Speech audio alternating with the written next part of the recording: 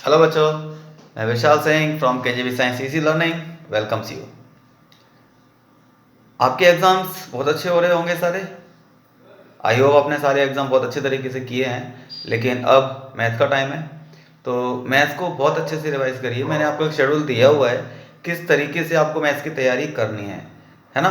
तो जो शेड्यूल दिया है उसके अकॉर्डिंग करते जाइए, आपका काम जल्दी से ख़त्म हो जाएगा, प्रॉपर टाइम आपको मिल जाएगा और सारे टॉपिक आपके कंप्लीट हो जाएंगे। समझ में आ गया कि नहीं आ गया? तो उसी तरीके से करते जाइए। क्वेश्चंस जो नहीं आ रहे हों, जो प्रॉब्लम आपको लग रही हो, वो आप मुझसे पूछ सकते हैं, ठीक है ना। आप मुझे फ़ोन कर लीजिए, क्वेश्चन मुझे सेंड कर दीजिए या जो भी आपको करना है, ठीक है ना। ढंग से करिए। तो आज का जो शेड्यूल था उसमें हमारे टॉपिक्स हैं, उनमें real number, polynomial, circle, statics and probability, इतना सारा आपको पढ़ना है। तो स्टार्ट करते हैं सबसे पहले रियल नंबर से ही। तो रियल नंबर का एक क्वेश्चन है हमारे पास, बहुत अच्छा है, बहुत इंपॉर्टेंट है और बहुत बार एग्जाम वाले पूछते हैं इसको। तो फर्स्ट क्वेश्चन है आपके पास, prove that under root 5 is an irrational number. Important. देखिए, ये कोई जरूरी नहीं है कि हम बहुत टफ क्वेश्चंस करें, हम वहां से नेट से निकालें, यहाँ से निकालें, ये करें वो करें, कुछ नहीं होता उनसे। आपके एग्जाम में जो क्वेश्चंस आते हैं आपको वो आने चाहिए। ये टफ, उससे भी टफ और उससे भी टफ, इतना सारा दिमाग मारने के चक्कर में आपके वो सारे क्वेश्चंस रह जाएंगे जो एग्जाम में आते हैं, एग्जाम वाला आपसे पूछेगा। Concentrate on the class work copy, practice sheets जो मैंने आपको दी हुई हैं, एनसीईआरटी विद एग्जांपल्स, है ना। तो बस इतना सारा काम आपको करना है, बार बार करते रहिए इसको। और एक्स्ट्रा क्वेश्चंस तब करिए जब आपको ये बहुत अच्छे से आ गया हो, 3-3 4-4 बार आपने रिवाइज कर लिया हो, ठीक है ना। अदरवाइज पहले इन सारी चीजों को करिए, उसके बाद कोई दूसरी चीज ट्राई करिए, ठीक है बच्चों। तो prove that under root 5 is an irrational number. Prove that under root 5 is an irrational number. ये आपको प्रूव करना है कि अंडर रूट 5 एक इरेशनल नंबर है। तो इसके लिए कुछ स्टेटमेंट्स लिखने पड़ते हैं, कुछ पॉइंट्स लिखने पड़ते हैं। मैंने आपको बोला था, वो मैं बोले दे रहा हूं दोबारा से, आप लिख लेना। Let under root 5 is a rational number, then it can be written in the form of p upon q, where p and q are integers and q not equals to 0. Also, p and q do not have any common factor other than 1. Bracket में लिख लीजिए, इसका मतलब ये होता है कि p and q are को प्राइम्स, मतलब ये किसी नंबर से कटेंगे नहीं, ये दोनों ऊपर नीचे इनडिविजिबल है। जैसा कि 8/11 होता है ना, ये ऊपर नीचे किसी से काट नहीं सकते। इसी टाइप से हमने p अपॉन q को लेट किया है, ठीक है बच्चों। तो जब हमने p अपॉन q को एक क्या मान लिया, अंडर रूट 5 को क्या मान लिया, बोलिए, p अपॉन q की फॉर्म में मान लिया, ठीक है। अब अगर हम इसकी स्क्वायरिंग करेंगे तो बताइए हमें क्या मिलेगा। 5 is equal to p square upon q square, q square is equal to 5 q square. अब ध्यान से देखिए, क्यू स्क्वायर में 5 का मल्टीपल हो रहा है, मल्टीप्लाई हो रहा है, इसका मतलब, और इसकी वैल्यू पी स्क्वायर के इक्वल है, मतलब P square is divisible by 5, P square is divisible by 5। जब p 5 से डिविजिबल है, this implies that p is also divisible, p is also divisible by 5। p भी 5 से डिविजिबल होगा, तो p जब 5 से डिविजिबल है तो p इज इक्वल टू 5 के मान सकते हैं, क्योंकि डिविजिबल है। आ गया कि नहीं आ गया? तो जैसे कि 20 है, 5 से डिविजिबल है, हम इसे 4 इंटू 5 लिख सकते हैं। 10 5 से डिविजिबल है, इसे 2 इंटू 5 लिख सकते हैं। 30 5 से डिविजिबल है, इसे 6 इंटू 5 लिख सकते हैं। तो ऐसे ही p 5 से डिविजिबल था तो उसको 5 इंटू k लिख दिया, है ना, 5 इंटू k लिख दिया, और इसको हमने पुट कर दिया किसमें, फर्स्ट इक्वेशन में। तो फर्स्ट इक्वेशन क्या थी हमारी, p square is equal to 5q square थी। p के प्लेस पे 5k लिखिए, 5k square 5q square 25k square 5q square, ये 5 टाइम्स कट जाएगा, तो 5k square is equal to q square. आ गया कि नहीं आ गया बताइए, ठीक है ना। और जब ये आपके पास आ गया है तो फिर वही जो मैंने यहां पे बोला था, यहां पे जो यहां बोला था वही यहां, इसमें 5 का मल्टीप्लाई हो रहा है, Q square is divisible by 5। क्या लिखेंगे बोलो बच्चे? Q square is divisible by 5. This implies that Q is also divisible by 5. Q is also divisible by 5. अब ध्यान से देखिए जरा, यहां पर आपने क्या बोला? P is divisible by 5। यहां पर आपने क्या बोला? Q is divisible by 5, यानी कि √5 को आपने P अपॉन Q माना था, P अपॉन Q माना था। इसको भी 5 से काट सकते हैं और इसको भी 5 से काट सकते हैं, लेकिन मैंने जो स्टेटमेंट बोले थे लिखने के लिए उसमें मैंने बोला था कि P and Q do not have any common factor other than 1। ये किसी से कट नहीं सकते, लेकिन यहां पर हमने ये प्रूव कर दिया कि दोनों 5 से कट रहे हैं, तो यानी कि हमने जो लेट किया था वो गलत लेट किया था। हमने जो किया था गलत लेट किया था, हमने इसको √5 को एक रेशनल नंबर मान लिया है, यानी कि हमने ये गलत मान लिया था, ये नहीं हो सकता है ना। आगे नहीं आ गया? तो this implies that P and Q both are divisible by 5, hence by contradiction √5 is an irrational number। √5 क्या बोलो बच्चों? एक इरेशनल नंबर है। सबको समझ में आ गया कि नहीं आ गया? हाथ ऊपर करते जाइए। मैंने बोला ना आपको बोर्ड में एग्जाम्स में अच्छे से मार्क्स लाने हैं, कोई कंपटीशन नहीं देने जा रहे आप IIT का। समझ में आया ना? आपको अपने बेसिक्स पर, अपने उन क्वेश्चंस पर कंसंट्रेट करना है जो बोर्ड के एग्जाम में आते हैं। फालतू क्वेश्चंस हमें नहीं करने। समझ में आ गया ना? समझ में आ गया ना? आपको कोई क्वेश्चन परेशान करता है, कोई क्वेश्चन आपको पूछना है, आप डायरेक्ट मुझसे पूछिए। नेट की आपको कोई जरूरत नहीं है। नेवर यूज नेट इन बोर्ड्स एग्जाम। आ गया ना? कोई जरूरत नहीं है इसकी। आपको जो पूछना डायरेक्ट मुझसे पूछिए। ओके बच्चों, चलिए all the best. Next question ये है आपके लिए। मैं पहले आपके लिए क्वेश्चन नोट करता हूं बोर्ड पर, जिससे कि आपका वीडियो छोटा बने, आपको क्वेश्चन ज्यादा मिल जाए, वीडियो बहुत बड़ा ना हो, जिससे कि आपका इसको देखने में टाइम खर्च ना हो। ठीक है ना? इसलिए ध्यान से देखिए। Can we have n belongs to n, इसका मतलब ये जो सिंबल आपको दिख रहा है, ऐसे C बनाया और ऐसे, इसका मतलब होता है बिलोंग्स टू। आ गया कि नहीं आ गया? आ गया ना? तो अब कहेंगे सर इसका मतलब भी नहीं आ रहा। अब इंग्लिश में नहीं आ रहा तो हिंदी में सुन लो। n बिलोंग्स टू का मतलब n इसी में से कोई है, यानी कि ये जो n है ना, इनमें से कोई एक है। ये क्या होते हैं? n नेचुरल नंबर्स होते हैं। क्या होते हैं ये बोलो? Natural number. तो यानी कि जो n है वो नेचुरल नंबर में से ही कोई है, इन्हीं में से कोई एक नंबर है। बहुत सारे नेचुरल नंबर होते हैं, उन्हीं में से कोई एक नेचुरल नंबर है। तो 12 की पावर n या 12 की पावर 1, 12 की पावर 2, 12 की पावर 3, 12 की पावर 4, 5, 6 कुछ भी लिखते जाइए। ठीक है ना?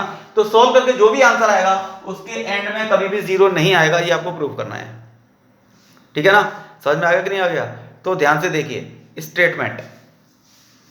सबसे पहले हमने 12 रेज़ पावर n के फैक्टर्स किए।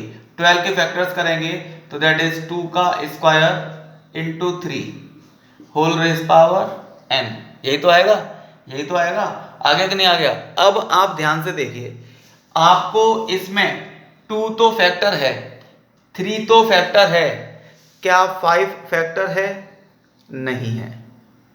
अगर इसके एंड में 0 आ रहा होता तो ये पक्का 5 से कटता, 5 से डिवाइड होता, और जिन नंबर्स के एंड में 0 आता है वो सब के सब 5 से डिवाइड होते हैं। ये 5 से डिवाइड नहीं हो रहा क्योंकि इसका फैक्टर 5 नहीं है। तो इसका मतलब ये हुआ कि जब ये 5 से डिवाइड हो ही नहीं सकता, तो यानी कि ये कोई एक ऐसा नंबर होगा जो 5 से डिवाइड नहीं होता है। तो पक्का एंड में 0 नहीं होगा, क्योंकि जिसके एंड में 0 होते हैं वो सब 5 से डिवाइड होते हैं, और ये 5 से डिवाइड होगा नहीं। तो इसका मतलब ये ऐसा कोई नंबर होगा जिसके एंड में 0 नहीं आ रहा होगा। आ गया कि नहीं आ गया? स्टेटमेंट लिख देंगे 12 raise power n has the prime factorization 2 raise power 2 3 whole power n। आ गया कि नहीं आ गया? 12 रेज़ पावर n का ये फैक्टर है। 5 is not the factor of this implies that by the fundamental theorem of arithmetic prime factorization of each number is unique, hence 12 raised power n cannot end with the digit 0। ये statement आपको पूरा लिखना है। आ गया कि नहीं आ गया, समझ में आ गया ना।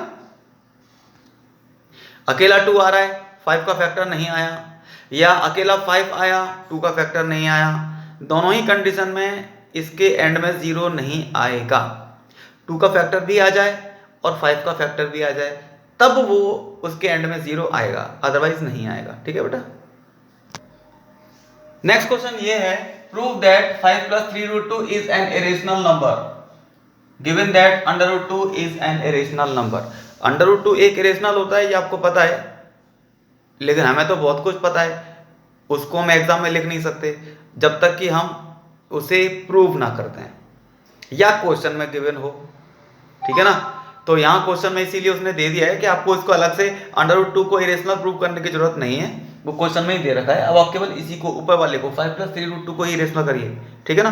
देखिए स्टेटमेंट वही लिखेंगे जो मैंने अभी बोला था, let 5 + 3√2 is a rational number then it can be written in the form of p upon q where p and q are integers and q not equals to 0 where p and q are co-primes। co-primes लिख दो या ऐसे लिख दो, do not have any common factor other than 1, वही की बात है। ठीक है कि नहीं। ठीक है, तो अब लिखेंगे कैसे सॉल्यूशन। स्टेटमेंट लिखिए जो मैंने अभी बोला, उसके आगे लिखेंगे 5 + 3√2 is equal to p upon q। इस टाइप के क्वेश्चंस करने के लिए इसमें एक अंडरवुड वाला टर्म है, आप उस अंडरवुड वाले टर्म की वैल्यू निकालिए। अंडरवुड वाला टर्म कौन है, √2। अब √2 की वैल्यू निकालिए। √2 की वैल्यू कैसे निकालेंगे, 3√2 is equal to p upon q minus 5 है ना। 3√2 इसके नीचे 1 लिख के एलसीएम ले लो, तो p minus 5q upon q। अब √2 की वैल्यू निकालेंगे तो p minus 5q upon 3q। आ गया कि नहीं आ गया। इसके नीचे क्या लिखेंगे,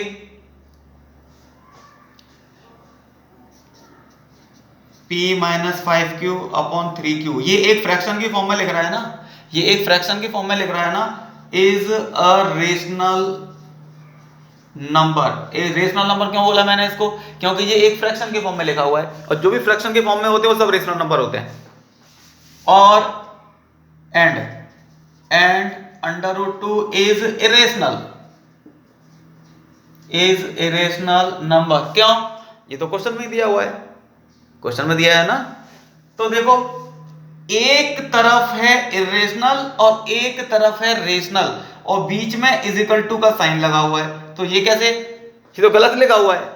rational is equal to irrational, ऐसे कैसे कह सकते हैं। चोर इज इक्वल टू पुलिस, अरे बीच में इज इक्वल टू का साइन लगा है, इसका मतलब लेफ्ट साइड की और राइट साइड की दोनों वैल्यू इक्वल होनी चाहिए ना।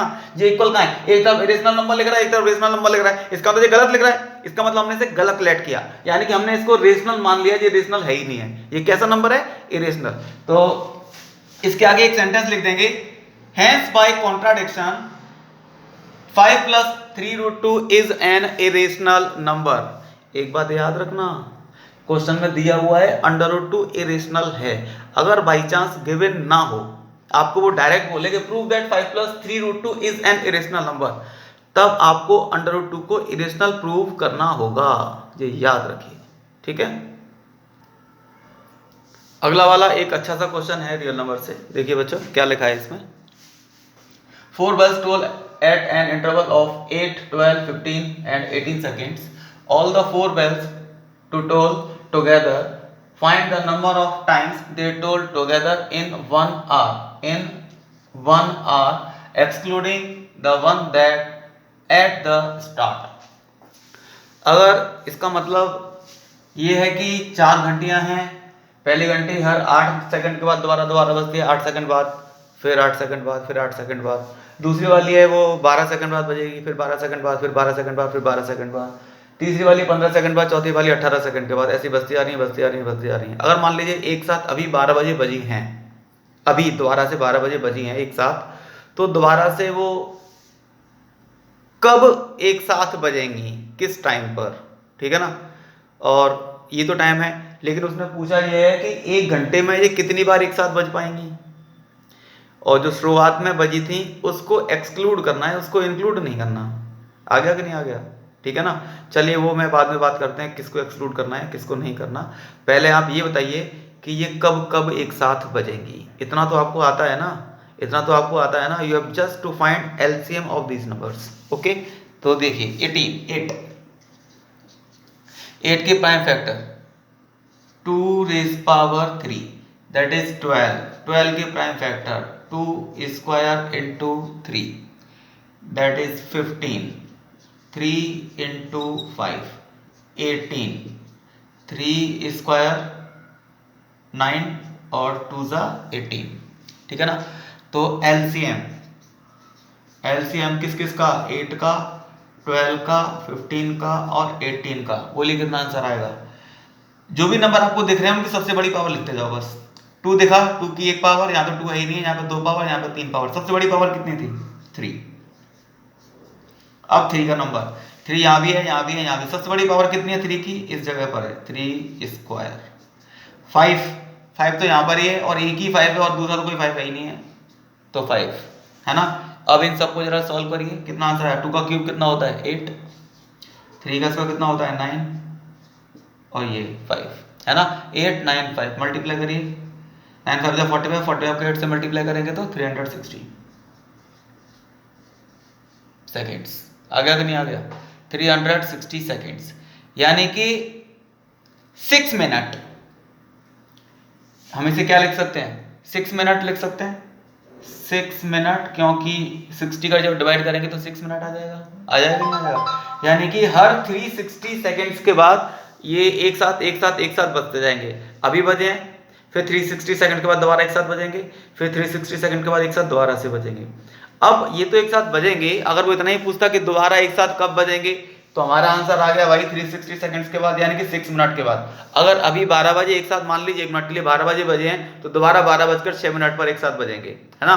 बट क्वेश्चन ये नहीं है, क्वेश्चन ने ये पूछा है कि वो 1 घंटे में कितनी बार बजेंगी। कॉमन सेंस है, 6 मिनट में एक बार बजती हैं। 1 घंटे की पूछ रहा है, 1 घंटे में 60 मिनट्स होते हैं, 60 मिनट। जब 6 मिनट में एक बार बज रहे हैं तो 60 मिनट में कितनी बार बजेंगे। तो number of times they toll, number of times they toll together is equal to 60/6 that is 10 times, 10 बार बजेंगे।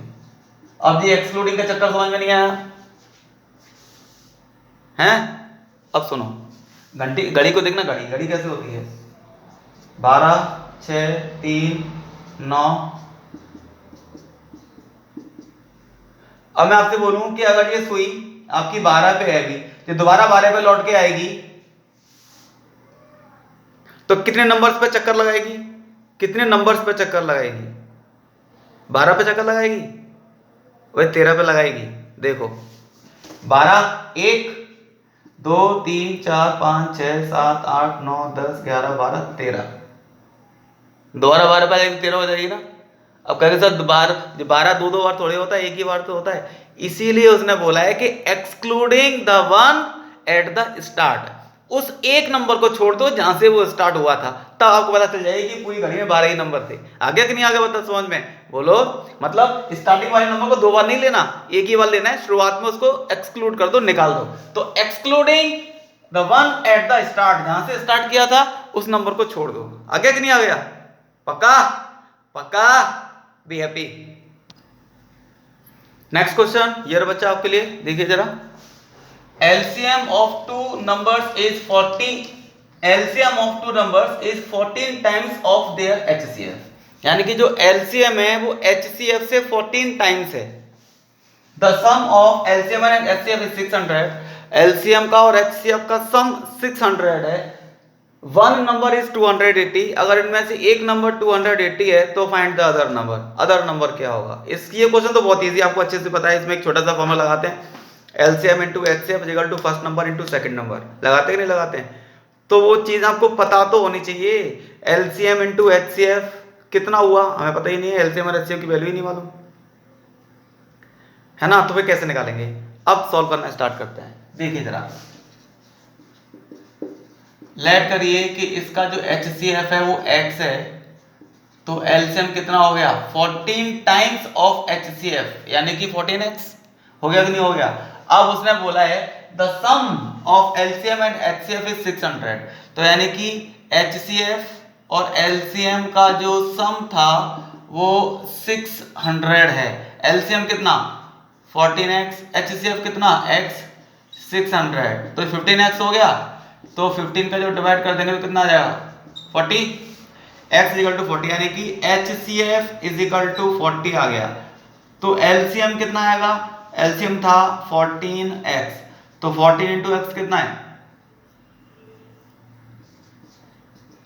560 आ गया LCM इंटू HCF। अब एक नंबर, तो जो फर्स्ट नंबर था वो कितना था बोलो 280 था, तो फॉर्मूला था first number into second number is equal to LCM into HCF। तो first number one of the number is 280, second number का हमें पता नहीं है, LCM that is 560 into HCF is equal to 280। तो जब हम सेकेंड नंबर निकालेंगे तो 280 के नीचे डिवाइड कर देंगे, इसमें नहीं आया समझ में, तो 280 के नीचे जो डिवाइड कर देंगे तो sorry LCM into HCF, HCF is 40 था, HCF 40 था, 0 से 0 कट जाएगा, ये 7 बार कट जाएगा 80 है ना।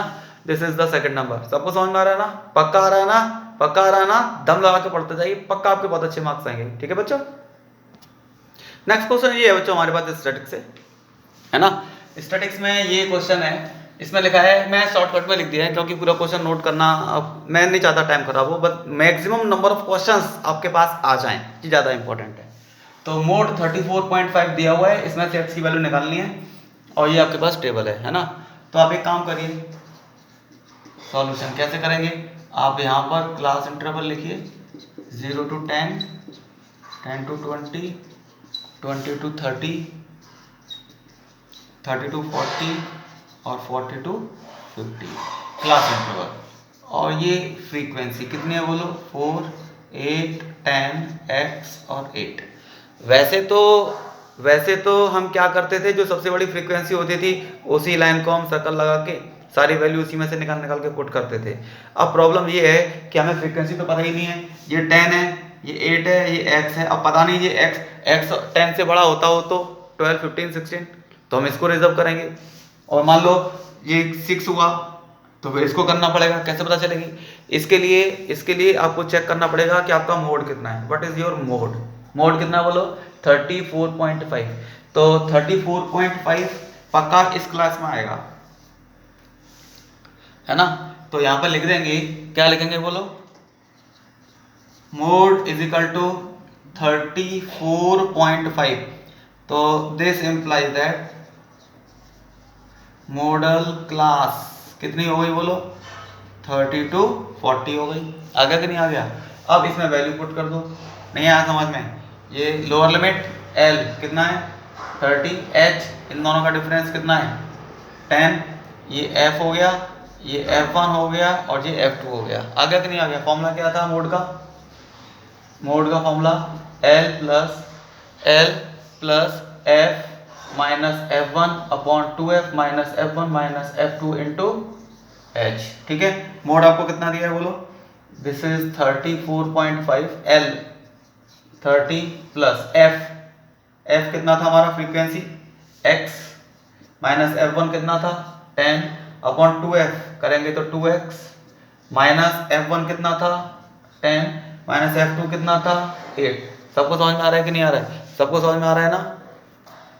सॉल्व करिए इसको उठा के तब भेज दो, माइनस हो जाएगा तो 4.5 बचेगा और ये कितना हो गया x माइनस 10 और ये हो गया 2x माइनस 18। ठीक है, तो इधर से 4.5 नीचे 1 x माइनस 10 2 को कॉमन ले लो, x माइनस 9 बचेगा, इधर मल्टीप्लाई कर दो, तो मल्टीप्लाई कितना 2 का मल्टीप्लाई कर देंगे तो कितना आ जाएगा 9 और x माइनस 9 x माइनस 10, ये 9x माइनस 81 x माइनस 10, इसको उठा के उधर लेके आ जाओ 8x बचेगा, इसको उठा के उधर भेज दो प्लस हो जाएंगे है ना, प्लस हो जाएंगे तो 71 बचेगा आ गया कि नहीं आ गया? अरे एक मिनट चेक करो जरा, इसे चेक करो। ओहो सॉरी भाई सॉरी गलती से भूल गया, ये एच की तो मैंने वैल्यू पुट नहीं करी यार, एच की मैंने वैल्यू पुट नहीं करी है भाई, एच की वैल्यू पुट नहीं करी है। एच के प्लेस पर 10 लिख दो यहाँ पे, 10 ठीक है साहब। तो इधर भेजेंगे कितना आ जाएगा जी, 4.5 होगा, है ना, ये 4.5 ही तो बचेगा। अरे 34.5 10 को डिवाइड में भेज दो, यहाँ पर 10 आ गया। अब ये कितना बचा, x माइनस 10, और ये कितना हो गया 2x माइनस 18। सॉल्व कर लोगे इसे? अब नहीं कर पाओगे, इसको हटा के 0 लगा दो, काट पीट लो यार, 5 से काट दो, 5 9 45 और 5 2 10 9/20, और ये आ जाएगा x माइनस 10, ये हो जाएगा 2x माइनस 9, और 2 से काट दो, ये 10 और कट जाएगा, काट भी लेना है आप, निकाल लोगे ना। तो this is the, time waste नहीं करना इसमें, क्या टाइम वेस्ट करना, आता ही है आपको, ठीक है ना। तो नेक्स्ट क्वेश्चन पर पहुंचते हैं। ये क्वेश्चन प्रोबेबिलिटी से देखिए, 3 cards of spades are lost from a pack of 52 cards, ठीक है ना, लौट गया। Then a card was drawn at random from the remaining cards, find the probability that the card is, वो लिखा नहीं, that the card is red card और a black card, क्या चांसेस है कि वो रेड कार्ड हो या फिर कोई ब्लैक कार्ड हो, ठीक है ना। सबसे पहले आप इसकी सारी समरी लिखिए। टोटल कार्ड कितने होते हैं 52, टोटल कार्ड्स कितने होते हैं 52 होते हैं, 52 होते हैं। कार्ड्स लॉस्ट, कितने खो गए 3। अब पत्ते जो बचे हमारी गड्डी में, द रिमेनिंग कार्ड्स कितने हो गए बोलो, रिमेनिंग कार्ड्स कितने हो गए, ये 52 थे, 3 खत्म हो गए, 49 बच गए। आ गया कि नहीं आ गया, 49 कार्ड बच गए, ठीक है कि नहीं, ठीक है। लेकिन याद रखना ये जो खोए हैं 3 कार्ड्स, ये स्पेड्स के थे, क्या के थे बोलो, स्पेड्स के। स्पेड का कोई कलर बताएगा मुझे, स्पेड्स का कोई कलर बताएगा मुझे, ब्लैक कलर के होते हैं, सोच कितना रहे हो इतना सारा, कौन से होते हैं ये बोलो, ब्लैक होते हैं। तो यानी कि आपने ब्लैक कलर के 3 कार्ड खो दिए हैं और वो स्पेड्स के खोए हैं, ठीक है ना। अब आ जाइए जरा फर्स्ट पार्ट, प्रोबेबिलिटी किस चीज की पूछ रहा था वो, रेड कार्ड्स की। अब जरा मुझे बात बताइए, टोटल 52 कार्ड होते हैं, है ना, इसमें से 26 तो होते हैं रेड और 26 होते हैं ब्लैक, बोलो होते हैं कि नहीं होते हैं। अब इसमें से ये ब्लैक कार्ड की पूछ रहा है, 3 कार्ड जो खोए थे वो स्पेड्स के थे, यानी कि 3 स्पेड्स के कार्ड, यानी कि 3 ब्लैक कलर के कार्ड तो खो गए, यानी कि 26 जो टोटल ब्लैक कलर के कार्ड थे उनमें से 3 ब्लैक कलर के खो गए।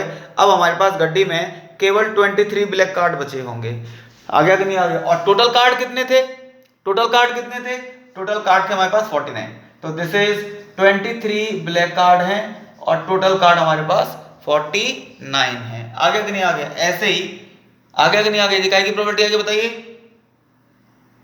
अरे तो ब्लैक कार्ड की है यार, ब्लैक की है, मैंने ब्लैक ही तो निकाला है, ब्लैक कार्ड 23 बचे, है ना, ब्लैक कार्ड की हो गई है ना। अब रेड कार्ड की कौन बताएगा मुझे, प्रोबेबिलिटी रेड कार्ड की, है ना। अब कौन बताएगा, टोटल रेड कार्ड कितने थे, रेड कार्ड 26 होते हैं और 26 पूरे के पूरे रेड कार्ड आपके पास सलामत हैं, एक भी रेड कार्ड नहीं खोया, डायमंड्स का और हार्ट्स का कोई कार्ड नहीं खोया, टोटल 26 कार्ड होते हैं, वो सारे 26 आपके पास हैं। तो 26 और टोटल कार्ड कितने होते हैं 49। आ गया कि नहीं आ गया, तो दिस इज द आंसर। आ गया कि नहीं आ गया। वो कभी कभी ऐसे ही पूछ लेता है कि स्पेड्स के क्लब डायमंड और हार्ट चले गए, स्पेड्स के फेस कार्ड चले, क्लब डायमंड हार्ट नहीं, सॉरी स्पेड्स का क्या चला गया बताइए, स्पेड्स में से फेस कार्ड निकाल दिए सारे, या जैक और क्वीन निकाल दी, जो भी वो निकाले, फिर उसके अकॉर्डिंग करना होता है, ठीक है ना। चलिए ये देखिए जरा, from the given figure angle BAT कौन सा है, यानी कि ये वाला एंगल हमें निकालना है ना, AOB यानी कि ये वाला हमें 100 दिया हुआ है, कैसे निकालेंगे। तो सबसे पहले देखिए जरा, in triangle AOB in triangle A O B, दोनों को दिख रहा है क्या? सबको दिख रहा है ना? ये दोनों साइड्स इक्वल है।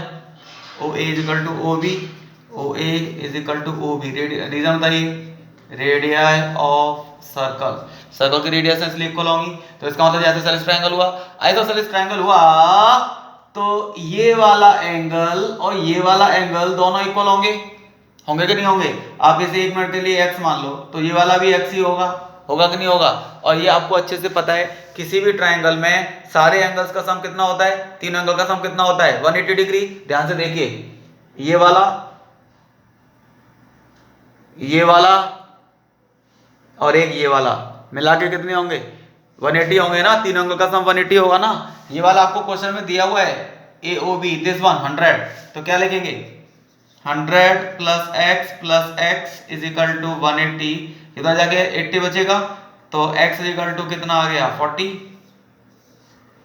यानी कि ये वाला एंगल 40 डिग्री का है ना? अब ध्यान से देखना, ध्यान से देखना, ये टेंजेंट है और ये रेडियस है, तो पक्का परपेंडिकुलर होगी। आ गया कि नहीं आ गया? तो ये जो एंगल है कौन सा वाला? OAT, ये कितना होगा?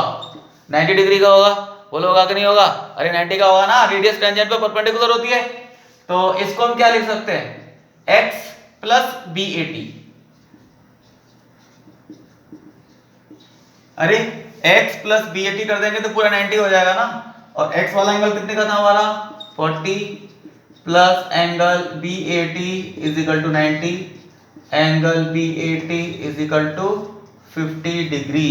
आ गया कि नहीं आ गया? अच्छे अच्छे क्वेश्चंस हैं, करते जाइए। ये क्वेश्चन देखिए, सर्कल से है ये भी। ये फिगर दिया हुआ है, इस पूरे के पूरे फिगर में आपको PA ये दिया हुआ है 12, और QC और QC यानी कि ये वाला पार्ट और QD यानी कि ये वाला पार्ट, दोनों इक्वल हैं। कितने हैं? 3 सेंटीमीटर के हैं। तो आपको PC प्लस PD करना है। आ गया कि नहीं आ गया? तो PC प्लस PD करना है। कितना आंसर आएगा बताओ, निकाल लो। देखो CQ यानी कि QC और QD ये तो दोनों इक्वल है ही हैं, 3 सेंटीमीटर के, है ना?